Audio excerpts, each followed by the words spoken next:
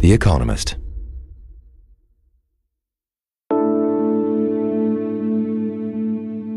Carmen Quiroga spent months at the end of 2022 preparing to open a breakfast cafe in Coventry, a small town in east central Connecticut. She painstakingly renovated a building and carefully considered the name. Something that would make people think of breakfast, preferably with an O in it, so she could use a fried egg in the logo. She reckoned she'd struck gold with a word she thought just meant to wake up in the morning, and proudly opened her new business, Woke Breakfast and Coffee. That's when the uproar began. Local conservatives were outraged, thinking that Quiroga was making a political statement, and threatened to boycott the cafe. Quiroga had migrated from Mexico a number of years earlier and had no idea she'd named her cafe after one of the most triggering words in American politics. Luckily for Quiroga, most people were supportive, and locals can still head to Main Street for their woke coffee and eggs. With 39 days to go until the 2024 election, I'm John Prideaux, and this is Checks and Balance from The Economist.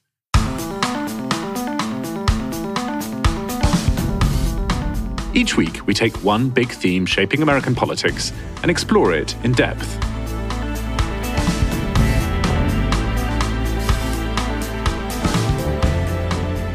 Today, why is America becoming less woke?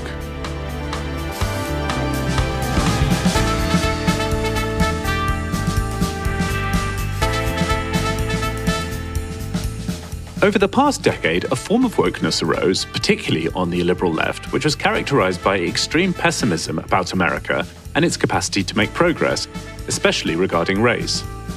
Analysis by The Economist, looking at how influential these ideas are today, finds that wokeness peaked in 2021 to 22 and has since receded.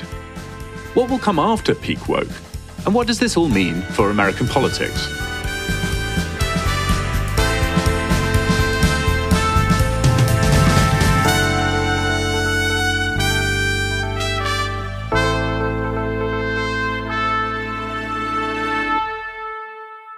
With me this week to discuss the passing of peak woke and what comes next are Idrees Kahloon in Washington, D.C. and Charlotte Howard, also in Washington this week. Charlotte, what takes you to D.C.?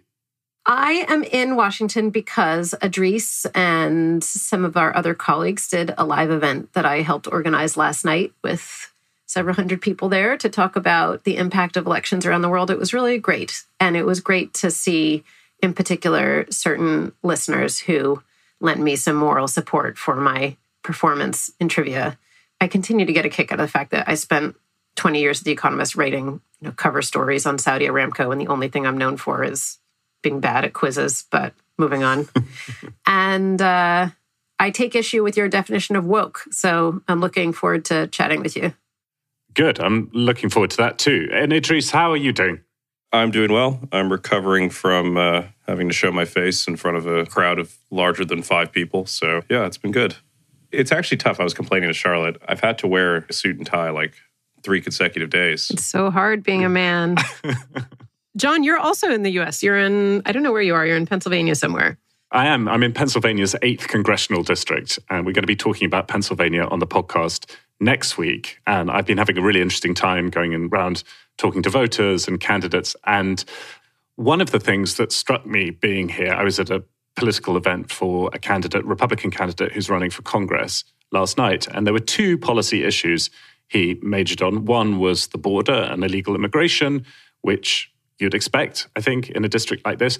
And the other was wokeness in the Democratic Party and the sense that the Democratic Party has gone way to the left and Republicans are the only party that have sensible American values. So anti-wokeness in America still has huge political salience, even though, as we wrote in last week's Economist, peak woke in America has passed. Our episode this week's based on some work done by a couple of our colleagues, Ainslie, Johnstone and Sacha Nauta. We'll hear from Sacha later. But first, I wanted to speak with Ainslie, who's a data journalist at The Economist.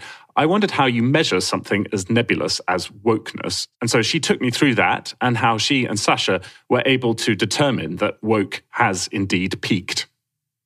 So one of the areas that we looked at, sort of one of the simplest areas, I guess, is public opinion. have people's views on these sort of woke topics changed through time? We took several long-run surveys, so one's from Pew, one's from Gallup, the General Social Survey, and YouGov, which asked groups of Americans questions about their opinions on different issues surrounding these sort of woke topics. So here again, we really had to sort of think about how we were defining wokeness. One of the questions we looked at was really more about sort of how concerned people are about race relations or racial injustice, which in itself is not wokeness, but it's sort of a concept that is maybe tied to it. We looked at questions about whether Americans think that white people have advantages that Black people don't, or so-called white privilege. And we looked at whether people agreed with measures, sort of illiberal measures, to, say, discriminate positively in favor of Black people to try and balance racial outcomes. What we found was that across many of these different questions, there was this general increase in people's woke views between 2015 and 2021, 2022, and since then, it started to decline again. A lot of these long-run questions were focused on race, like those I've just mentioned there, but there were other questions we looked at too. For example, questions about people's views about women or people's views on trans rights. What we found was that the questions about women, there tended to be a peak in these sort of more woke views a little earlier in time than the peak for race. And for trans rights, the questions tended not to be so long running. They've not been asked for such a long period of time. But what we found is that, say, for example, the share of people who believe that someone's sex can be different from that which was assigned at birth peaked in around 2015, which was when the question first started, and has declined ever since. Okay, so that's the public opinion part, looking at lots and lots of survey data. You also looked at American media and how people in the media, writers, editors, cover these topics. So how did you go about doing that, and what did you find?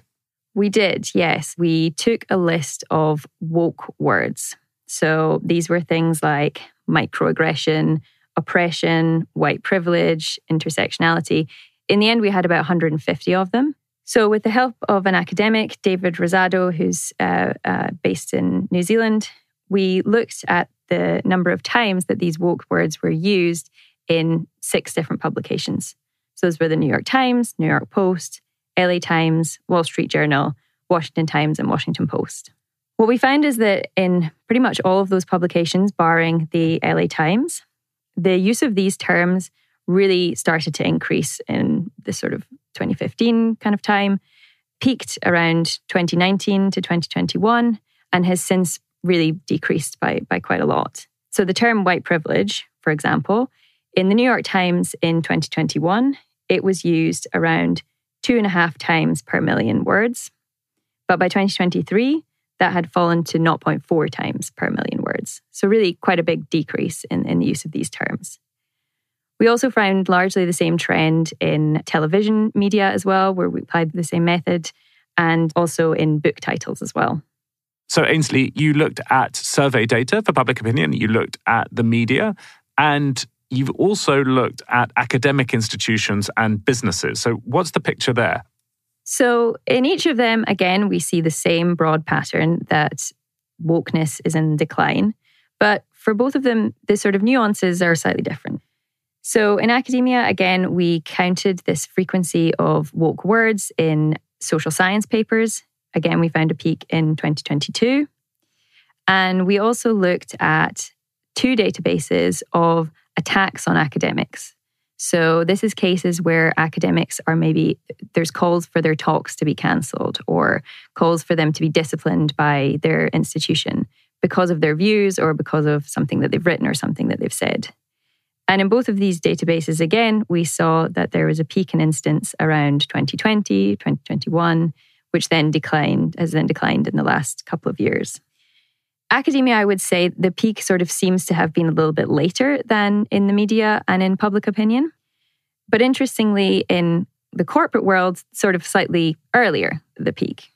So in the corporate world, we looked at several different measures again. One of them was mentions of DEI, so that's diversity, equity, and inclusion in earnings calls. Maybe unsurprisingly, before the murder of George Floyd in 2020, there were virtually no mentions of DEI in company earnings calls. Then, after George Floyd's death, they really spiked. So in the first quarter of 2021, the mentions of DEI were around 14 times higher than they were before Floyd's death. Now, in the second quarter of 2024, there's only around as many as there were at the peak. But they're still considerably higher than they were before 2020. So in the corporate world, really, the rise in wokeism really was in response to George Floyd. And since then, there's really just been a big drop-off. And Ainslie, we've talked about the overall top-line numbers, but are there any findings, are there any patterns within those top lines that surprised you when you found them? So one was breaking down some of the public opinion data by race and also by political leaning. We found that in the sort of peak of wokeness between 2019 and 2022, that white Democrats were actually more likely than Black people to think that racial differences were due to discrimination. And that was the case for several of these types of questions.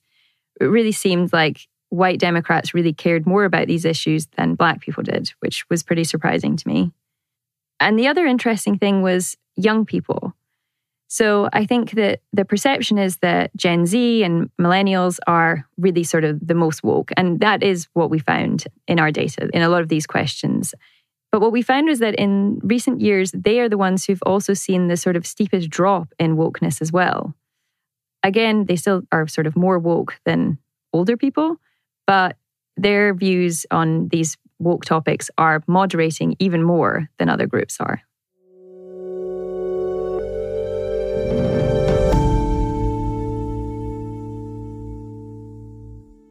Charlotte, before I ask you about Ainslie's findings, you said at the beginning that you have a different definition to the one I offered earlier. So do you want to try and define this nebulous word before we go any further? I guess I don't think the idea of wokeness is inherently pessimistic. And I think it actually is grounded in the idea that there is progress to be made. So the argument is that there are inequities in American life that deserve acknowledgement and attention.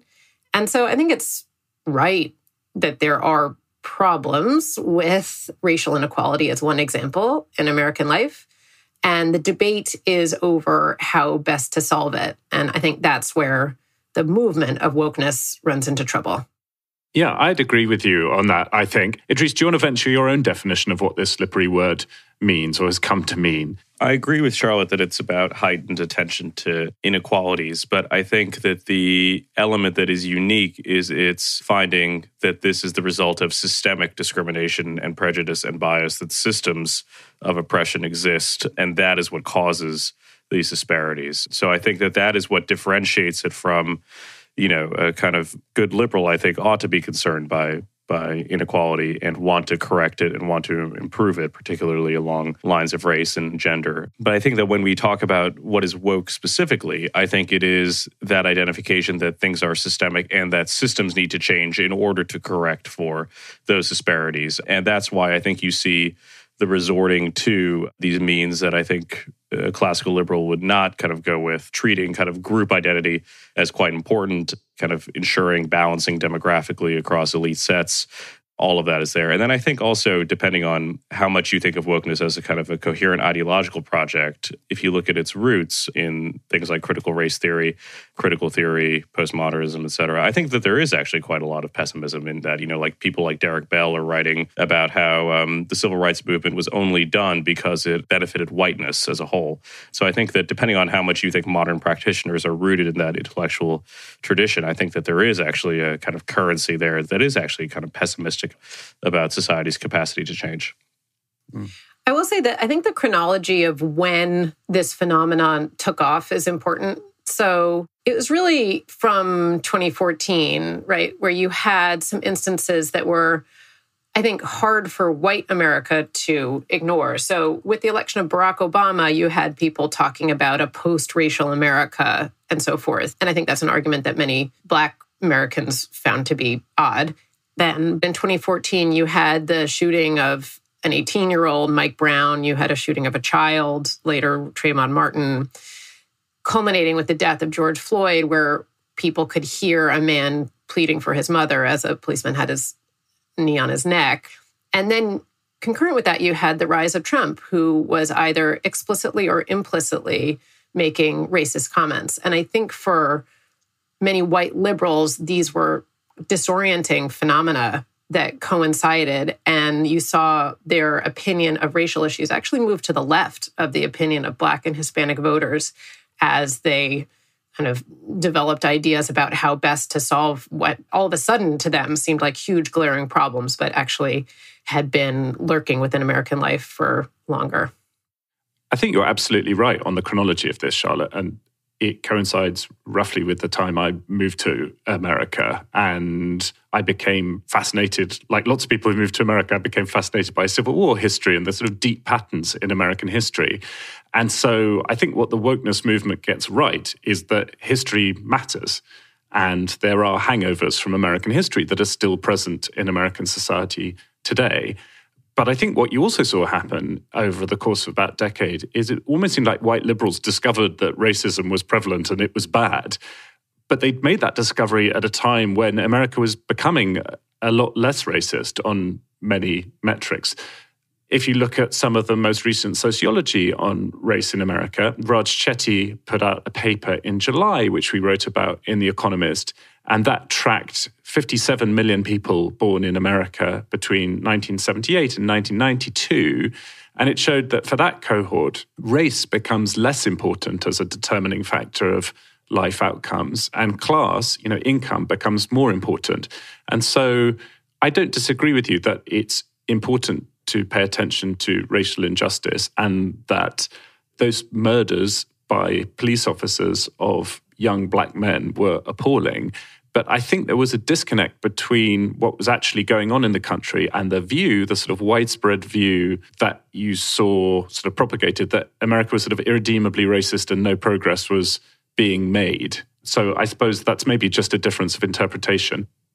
I think also it's interesting to think about what has prompted its decline. So one is a lack of popularity. In 2020, there was a big movement towards basically instituting affirmative action in corporate hiring, getting as close to that as possible. That, I think, dissipated in part because market conditions soured.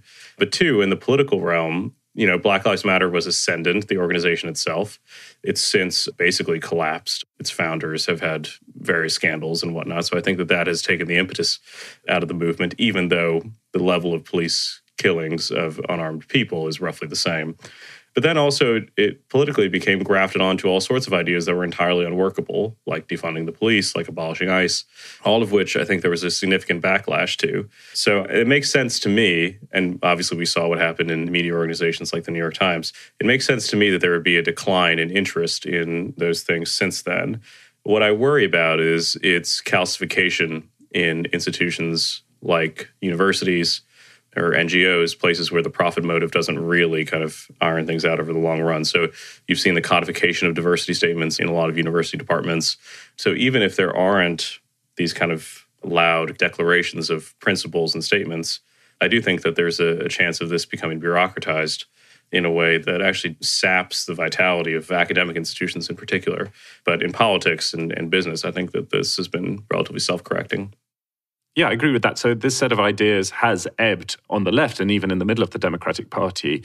But the counter-reaction, the anti-woke movement, is as strong as it's ever been. It's like the two phenomena are pretty divorced from each other. That's a familiar pattern in American history. The way progress is made sometimes is that you have these awakenings and then excesses and counter-revolution, and then progress gets made in a bumpy way. And there is a case that that's what's happened here. We'll go back and look at some more peak woke moments in American history in a moment. But first, this and the next episode of Checks and Balance are free for everyone to listen to. But to join us until the election and beyond, you'll need to be a subscriber. If you want to do that, search Economist podcasts for a free trial. Charlotte and Idrees, what would you guys recommend to our listeners to make the most of their subscriptions? I'm going to plug something that is not new and which I've plugged before, but which I recently reread and I found to be so good, which was our series of briefs on AI.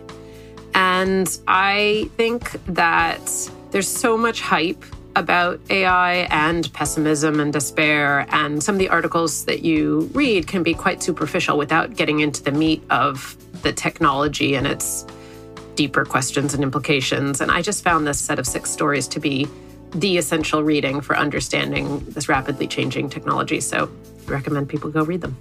Idrees, how about you?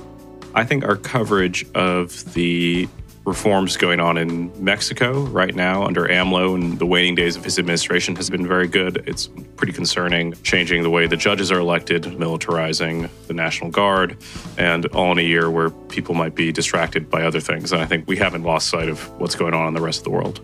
Yeah, that's one of the great things about The Economist. As a reader or a listener, sometimes stories that other organizations don't pay attention to, we find space for.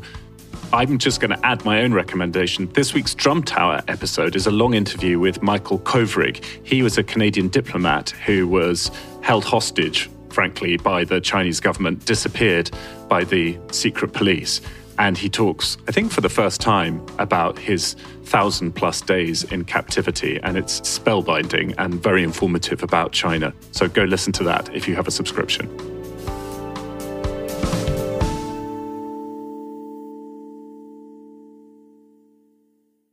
Musa al-Gharbi is an assistant professor at Stony Brook University. He has a new book, which is called We Have Never Been Woke, coming out soon. And it considers why, even as changes to the global economy have favored knowledge industries, the social problems they're concerned with haven't got better.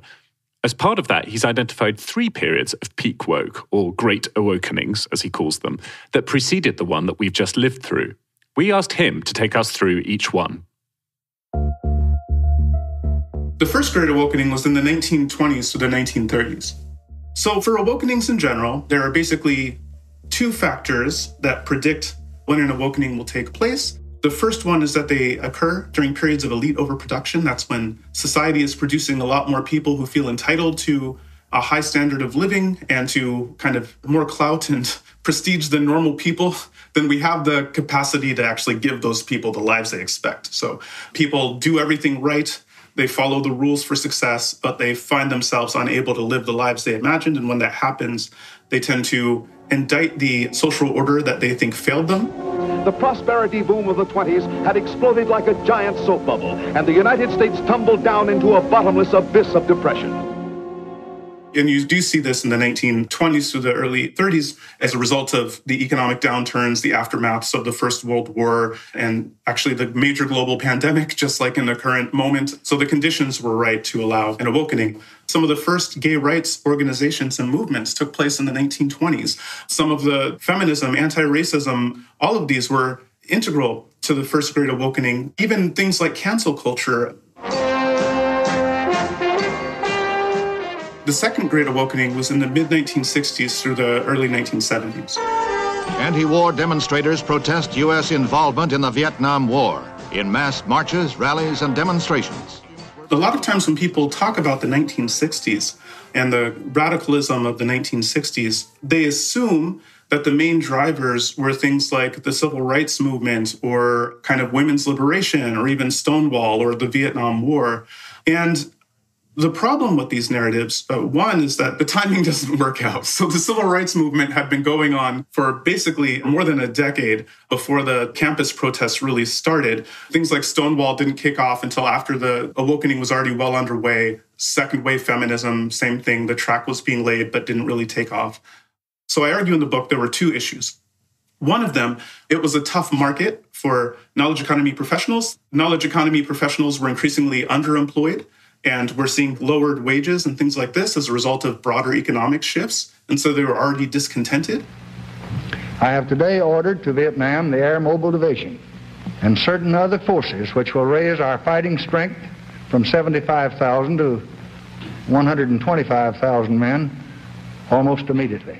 But then the Johnson administration changed the draft rules such that people who were in college were no longer automatically exempt from the draft, but instead they had to meet certain performance standards and a certain number of people would be pulled into the draft pool and all of this. I do not find it easy to send the flower of our youth, our finest young men, into battle. And this is when the protests started. It wasn't because of the Vietnam War itself, which had been going on for a decade before that time, and college students were perfectly happy to let the war play out without protest as long as they didn't have to fight. That, combined with the economic downturn, that people like them were experiencing were the big things that drove the awakening in that period. And the awakening ended in that period when the economic situation improved a little bit and Nixon ended the draft. All of a sudden, the student protesters were just fine. The third great awakening occurred in the late 80s to early 90s and was a little shorter than the others. More rip-offs. The savings and loan scandal could cost $500 billion. But in Washington, the big question still is, who gets the blame? The proximal costs were a number of economic crises like the saving and loan scandal. There was a deep recession for a period. And layered on top of that were a number of shifts to the global economy after the 1960s that led to a lot of corporations engaging in mergers and downsizing and eliminating kind of middle management jobs. There were changes to the immigration system in the United States that allowed a lot of high-skilled workers to come to the United States. Anyone from any corner of the earth can come to live in America and become an American. These workers were underbidding kind of traditional knowledge economy workers. And so you could see the wages for these professionals were actually going down. Their job security was going down. The value added for their degrees was going down. And so these are some of the drivers that contributed to the third great awakening, which was the last time we had these major blowups about PC culture, they called it at the time, instead of wokeness. But again, the contours were basically the same.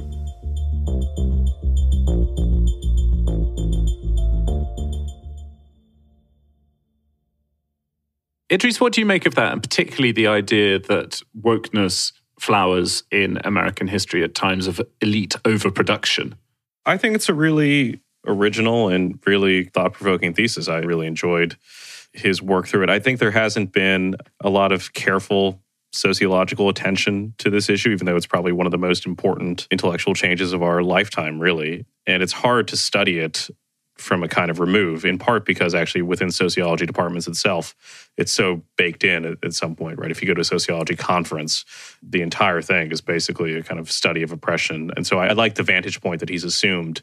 And I think the examples from history are particularly interesting. And it does capture the sense that a lot of these debates are intra-elite fights about position within elite institutions. I think that does map on very well to what we see now. That's why you see affirmative action at elite universities being the epicenter of a lot of this conflict, or positions at Fortune 500 companies, or hiring at Facebook and Meta and tech companies and all the rest. I think that does capture something, or within newspapers as well, right? Who has power within an institution? Is it the old guard or is it a new guard using a new set of arguments? I think it's very instructive for that reason. He also points out in the book a very nice quote from George Orwell in The Road to Wigan Pier about his dislike for middle-class socialists who he thinks were adopting the phrase and cause of the day basically to secure their own position. He has a quote that's very good. Sometimes when I listen to these people talk, and still more when I read their books, I get the impression that to them, the whole socialist movement is no more than a kind of exciting heresy hunt, a leaping to and fro of frenzied witch doctors to the beat of tom-toms and the tune of fee-fi-fo-fum. I smell the blood of a right-wing deviationist, which, maps on very well to today's Twitter politics, I think. I am interested in a slightly different way, I guess, which is that I find this phenomena super interesting. And I think the idea of the way that America's institutions of power grapple with it is important. And I think that the way the right has seized on it potentially has enormous implications, not just for the way that an election might go, but in the laws that different states pass that are supposedly in response to wokery, but have potentially broader impacts. And it used to be that the Republican Party could use abortion rights as a way to drive turnout and, if not obscure questions about economic policy, at least win over some segments of the electorate who they knew would be really mobilized by anti-abortion advocates, who would be really mobilized by that issue above all others. And the thing that's so useful about wokeness now, or the charge of rampant wokery throughout American life by the right, is that it's so clearly yoked to the elite. So it makes it even more kind of enticing as an issue to amplify within the right and within conservative rallies. I mean, you have seen over the past few years, if there's any problem in America, you can tie it back, if you're ingenious enough, to wokeness. Ainslie pointed out in her briefing, the bridge collapse that we saw, that was a problem of wokeness because of hiring practices that were tied to racial requirements. So, the right has really, really seized on this. And you have a huge number of different activities that have been happening on the state level, whether it is banning certain AP courses in African-American studies, or you have the laws that Governor DeSantis has passed in Florida. There's a lot of action here. Yeah, one of the things we've seen in the past couple of years is that an illiberal movement has prompted a deeply illiberal response. Idrees, do you want to say anything about the anti-woke movement in that light? Yeah, I think that's totally right. The temptation is to use the illiberal means of the other side for your own ends. You see that with the banning of certain kinds of speech, the banning of certain kinds of practices in education, even at the university level to some extent, all in the name of kind of defeating this ideology, which I think is incorrect. I think it's important to scrutinize it on its own terms. What does it mean? What does it say? What recommendations does it have? Because I think it's not just a matter of like the wrong people oppose it. I think even within the left, it's provoked, I think, a good amount of resistance within the academy, within newspapers, within companies as well. So I think there is a liberal kind of alternative. I think it's important. It's been on the back foot because not just in America, but across the world, the idea of using illiberal means to stamp out all dissent is just very alluring. And that's an impulse that goes back very far. I'm always struck by the first Protestants, people like John Calvin, kind of asserted the right to dissent for themselves, but then immediately set up like a dictatorial state to stamp out all dissenters to their dissent. And I think you have something like that happens. It's just a part of human nature. It's deeply kind of antithetical to human nature to try to be open to free speech and free ideas that you oppose. And yet that's what I think liberalism is supposed to be about. Yeah, there's a pretty pessimistic interpretation of what's happened in wokeness and anti-wokeness over the past decade or so, which is that the woke movement was strikingly short on policy achievements. I mean, Idrees talked about the collapse of Black Lives Matter and the inability of people in that movement to put forward reform suggestions that were workable and popular. And on the other hand, the counter-reaction, which has resulted in a lot of bills being passed in state houses and some very real changes. I'm a bit more optimistic than that about how this process has played out over the long term. And we'll be back in a moment to assess some of the political implications of the end of peak woke, at least for now, in America.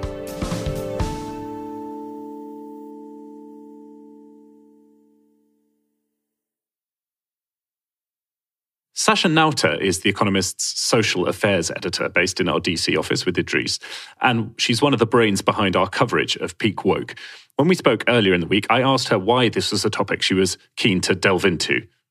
Well, it's such an emotive subject. I mean, the word woke alone, depending on your audience, everyone seems to have an opinion on it. But I hadn't really properly looked at the data. And because the excesses tend to get all of the attention, I was just very keen to just see if we could actually take a pulse, to see where is this thing now, where was it before, and whether the headlines are actually correct. I think the excesses tend to get so much of the attention that it can be hard to know how prevalent wokeness actually is at any given time. So that was kind of my starting point of my interest. Should we talk about some of the excesses that get the attention? Let's start with that. One that certainly captured my attention was this concept called Race to Dinner, which is run by two women of colour, Syra Rao and Regina Jackson, who would gather a group of paying white women to talk to them about racism. But as they would freely admit themselves, this isn't just any kind of dinner. This is sort of quite a hostile dinner. And I think the methods deployed there, for me, capture kind of peak wokeness. A lot of it seems to be quite performative on the part of the paying guests. So it's very much liberal women who are falling over themselves to show how woke they are. And, it takes the form of sort of raising their hand to say, I am a racist, accepting many of their thoughts make them a white supremacist, etc. But, the other kinds of things, if we talk about excesses, for me, it's the illiberal stuff. So it's both telling people what language they can and can't use, whether that's in the workplace or whether that's in public, or cancelling speakers or trying to cancel speakers, but also employers, I think, taking the wrong lesson from spotting that there are unequal outcomes by trying to sort of artificially change things. So things like forced quotas, affirmative action, I think, again, I see those as excesses starting from a good place, which is, we have these really unequal outcomes. Why might that be? The good lessons are to look at, are there any barriers in place that are stopping certain groups from progressing here? The bad lesson is, let's just hire lots of people from one group. Well, let's artificially basically bring in more people for those numbers. That's the sort of stuff I see as the obvious excesses that we saw more of during peak woke. And what has this phenomenon left behind as it recedes? If you think about it as a tide going out, how has it changed the country?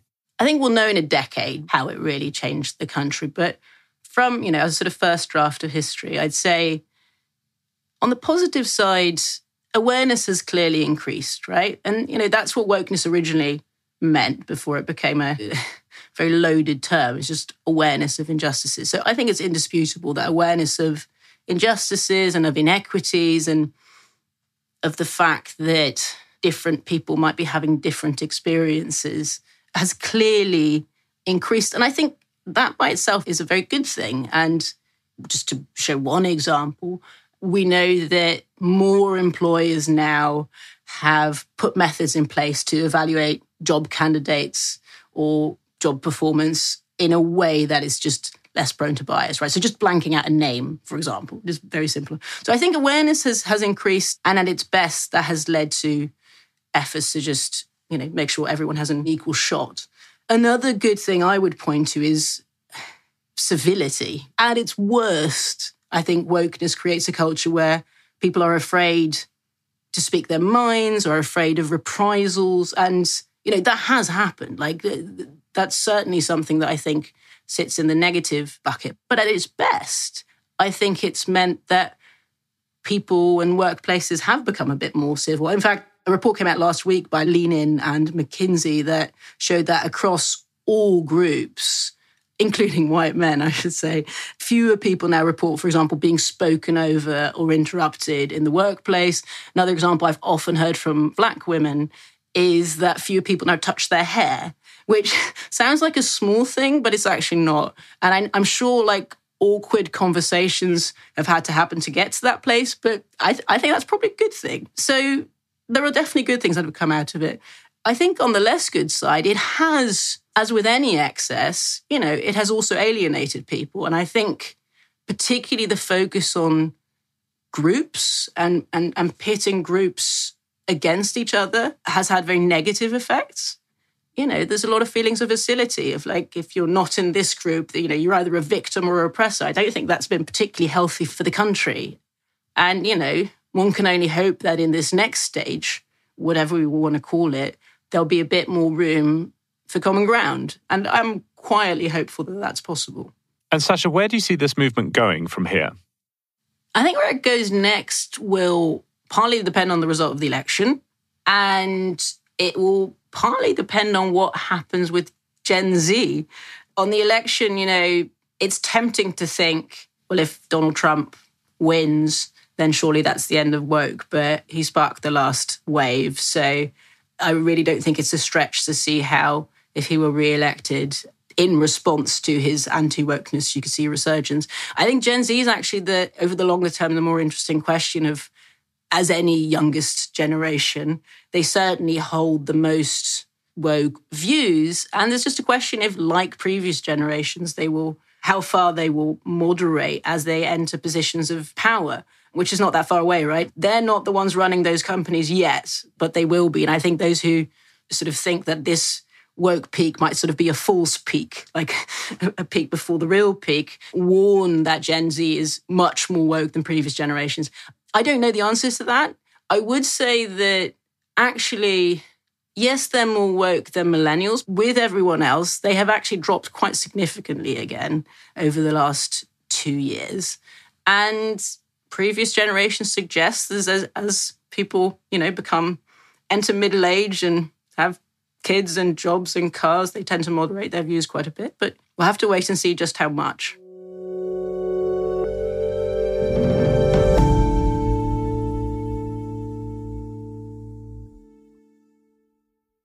Charlotte, can we turn to the politics of all this? Because you can make an argument that looking at systemic racism, say, is useful in sociology, in academia. But in politics, it's a disaster, really. On the left, it sounds like you're saying to people, you're a racist and there's nothing you can do about it. And so whatever about systemic racism as an academic concept, or I think there's some validity, as a political project, is an absolute disaster for the Democratic Party. And I think that's reflected in the very different sorts of emphasis you see in Kamala Harris's 2024 presidential campaign versus her primary campaign in 2020.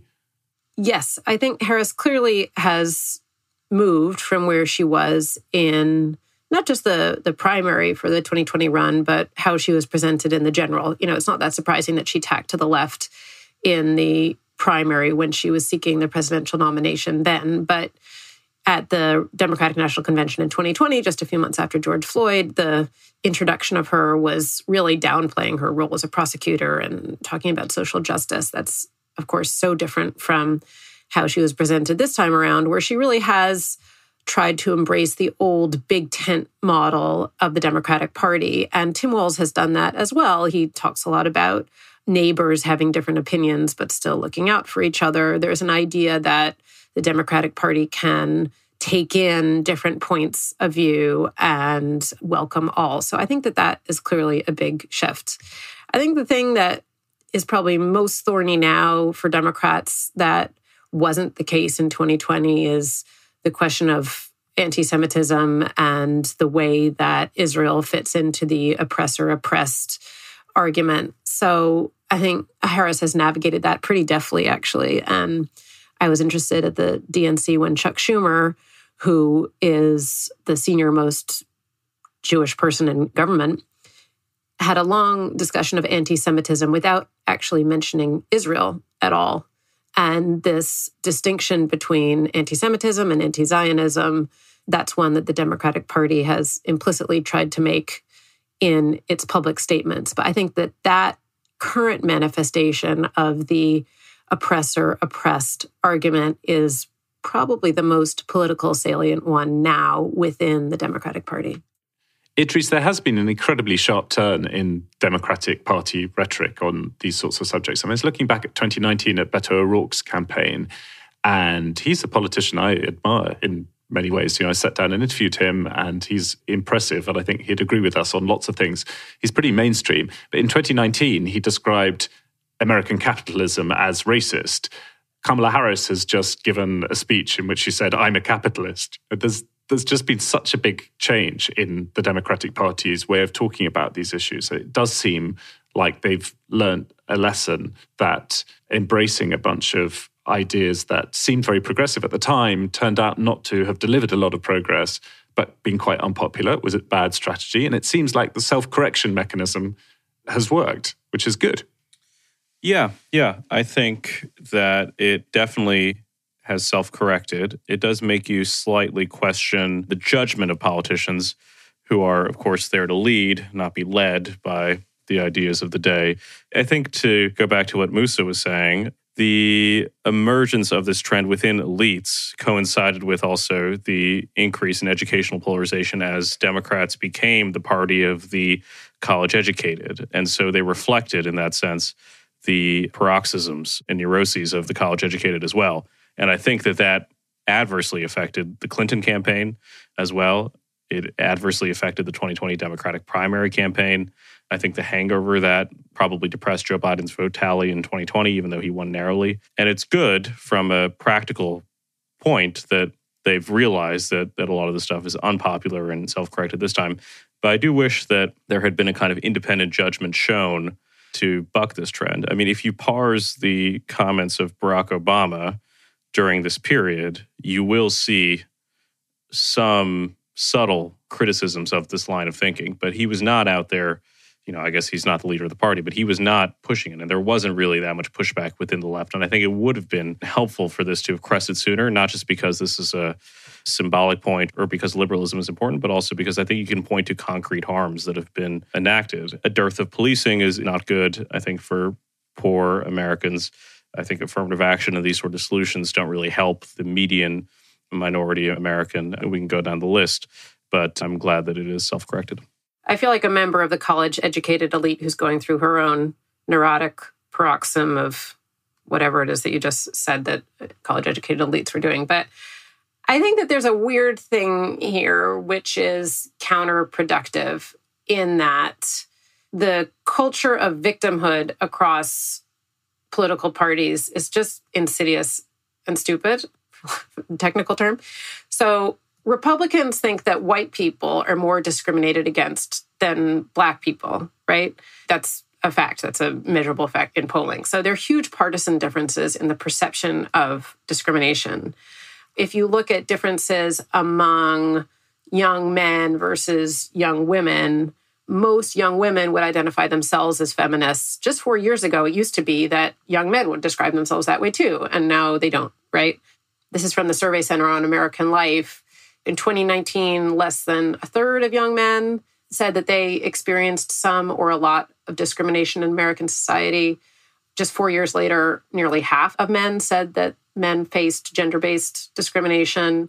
So there's a lot of, I think, a perception that whatever group you're in some way, you are aggrieved. And it's just not a phenomenon exclusively on the left. It's very much on the right, too.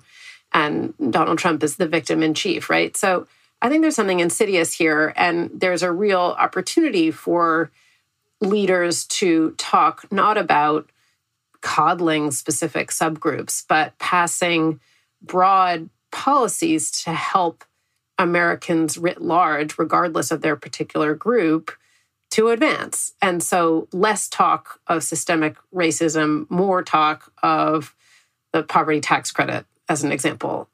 So I think that Democrats are moving in that direction. I think the faster they can do that, the better. Yes, Charlotte, I heartily agree with that. And for all our work on the decline of wokeness in America recently, I think the one thing that could bring it back is the re-election of Donald Trump. So there's a perverse thing going on here, right, where anti-wokeness is a very powerful force in the Republican Party, but the most powerful force for the revival of the ideas we've been talking about would be the re-election of Donald Trump on November 5th. Okay, before we go, it's quiz time. Question 1. Merriam-Webster's dictionary used to just define woke as the past tense and past participle of wake. In what year did it add the updated definition? 2017? I would go slightly earlier, maybe 2016 or 2015. 2017 is correct. Merriam-Webster now defines woke as aware of and actively attentive to important societal facts and issues, especially issues of racial and social justice. I think by that definition, all three of us are pretty woke. Question 2. Ron DeSantis passed Florida's Stop Woke Act in 2022. What does the woke in the bill's title stand for? I don't know that one. Do you, Idrees? Something Our Kids Act. Yeah, that's part of it. Stop Wrecking Our Kids Act. It's close. Stop Wrongs to Our Kids and Employees Act. So super catchy. Question 3. Over the past decade, many companies have tried to prove their social justice credentials through woke marketing campaigns. During Pride Month in 2019, Marks & Spencer, which is a British supermarket and clothing brand, launched an LGBT+ sandwich. What was in it? That is really ridiculous. Okay, I'm going to go for radicchio. I'm trying to think of rainbow colors. Radicchio, avocado. There was avocado. Smoked salmon. What else is colorful? Tomato. Yeah. That's it. That sounds good. That's pretty close. Yeah, actually the sandwich sounds decent. It was lettuce, guacamole, bacon, and tomato. So a play on the classic BLT. The sandwich was sold to raise money for LGBT+ charities, but was criticized by some people as being tokenistic. Well, that's it for this week. Thank you, Charlotte. Thank you, Idrees. Thank you. Thank you. This episode was produced by Harriet Noble and Marguerite Howell. Saul Rivers is our sound engineer. If you like the podcast, then please let people know and leave us a rating and a review. You can also get in touch with us via email. The address for that is podcasts@economist.com. And also, please do search Economist Podcasts if you want to join us as a subscriber. In the meantime, thanks very much for listening. We'll have more Checks and Balance next week.